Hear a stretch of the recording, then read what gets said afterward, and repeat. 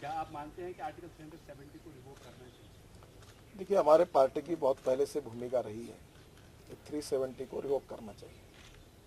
दूसरा इम्पोर्टेंट चीज़ है कि इस पर हम डिबेट भी चाहते हैं। और तीसरी इम्पोर्टेंट बात है कि हमारे देश में हम बाहर से इन्वेस्टमेंट ला रहे हैं, बाहर से यूनिवर्सिटीज़ ला रहे हैं, बाहर से टेक्नोलॉजी ला रहे हैं। मैं व्यक्तिगत इस बात से कन्विंस हूँ कि जम्मू कश्मीर की भूखमरी, गरीबी और बेरोजगारी दूर करनी होगी तो दुनिया से टेक्नोलॉजी लानी होंगी, आईटी इंडस्ट्रीज लानी होंगी। यहाँ बहुत अच्छा एटमॉस्फेयर है और इसके साथ निश्चित रूप में उसका उपयोग होगा। और इसका मतलब हम यहाँ का स्पेशल स्टेटस देकर यहाँ के लोगों के विरोध में हैं और उनके साथ कोई अन्याय करना चाहते हैं, उनके अधिकारों का हनन करना चाहते हैं, ऐसी कोई बात हमारे मन में नहीं है। पर यहाँ के प्रोग्रेस और डेवलपमेंट के लिए जम्मू कश्मीर की जनता ने इसका विचार करना चाहिए, ऐसा हमको जरूर लगता है। तो इसका मतलब मायावती ने बोला कि एनडीए या बीजेपी के साथ कोई भी गठजोड़ नहीं होगा।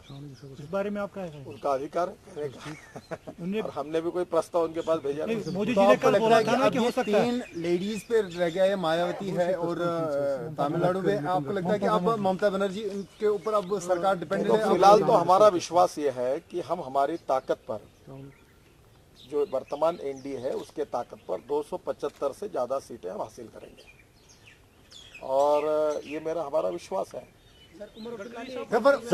सर मोदी जी ने कल कहा था कि अगर एक सीट भी मिलती है हम उनको अपने साथ मिला देंगे, लेकिन मतलब अगर कोई हमारे साथ मिलना चाहता, मायावती का भी नाम लिया था और आज मायावती ने कहा कि बीजेपी को अपनी हार नजर आती है, इसलिए वो दूसरों को कोई मोदी वेव नहीं है, इसीलिए दूसरों को अपने साथ मिलाने की कोशिश कर रहे हैं। बात तो ऐसी है कि एनडीए का एक्सपांशन करना ये स्वागतार्ह है।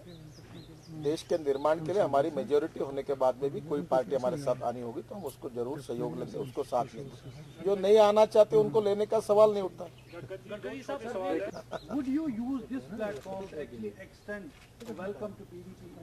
पहली बात तो ऐसी है कि हम ना पीडीपी के पास गए, ना राम फारूक अब्दुल्ला के पास गए, ना हमने उनसे कोई प्रस्ताव दिया, ना उन्होंने हमको दिया। मुझे लगता है ये जो है ये आपको फुकट में न्यूज देने का प्लान स्ट्रेटेजी है। जहाँ तक बात है, देखो मैं आपको एक बात बताता हूँ, हम किसी को जबरदस्ती आपके साथ लेना नहीं चाहते। अगर आना चाहते तो, नहीं आना है तो मत आओ। हम लोग आमंत्रण लेके घूम नहीं रहे किसी के पास। इसके साथ एक जुड़ा हुआ सवाल ये है गडकरी जी, अगर कल को ऐसी स्थिति बनती है, क्या Modi stature as a prime ministerial candidate for NDA is it negotiable? सवाल नहीं उठता। हमको नरेंद्र मोदी के नेतृत्व में फुल मेजोरिटी मिलेगी, ऐसा हमारा विश्वास है। और अगर नहीं मिलती है, अगर अलायंस लेने पड़े तो नेगोशिएबल है? तो आपसे सलाह करेंगे। और इसलिए मैं पहली बात आपको बता रहा हूँ, हम जात, पंथ, धर्म, भाषा के आधार पर किसी को डिस्क्रिमिनेट करने वाले कभी निर्णय करेंगे ना। दूसरी बात, आपके मार्फत मैं कश्मीर की जनता को अपील करूंगा, ताकि आपने हमको आजमाया नहीं तो मत क्यों बनाते हो। 5 साल आजमा कर देखो, आजमाने के बाद अगर हम लगेंगे आपको कम्युनल जातिवादी तो बात अलग है। और हमारे नजदीक जस्ट अगर आप हमारे नजदीक नहीं आएंगे तो आपको सच्चाई नहीं मिलेगी। और इसलिए कैसा है कि मीडिया में भी लोगों के इंटरेस्ट है। आज जैसे आप भी आए तो आप लोगों को यहाँ से क्या न्यूज लेके जाना है ये भी किसी के कुछ लोगों के माइंड में पक्का है, क्या लिखना है। तो ये क्या होता है कि जैसे जो चाहता है वो लिखता है। मैं फिर से बोल रहा हूँ, डंके की चोट पर बोल रहा हूँ, ताकत से बोल रहा हूँ, विश्वास के साथ बोल रहा हूँ कि हम जात, पंथ, धर्म, भाषा के आधार पर डिस्क्रिमिनेट करने वाली राजनीति को नहीं मानते। अगर आपको मैं अच्छा हूँ कि बुरा हूँ ये कब समझेगा?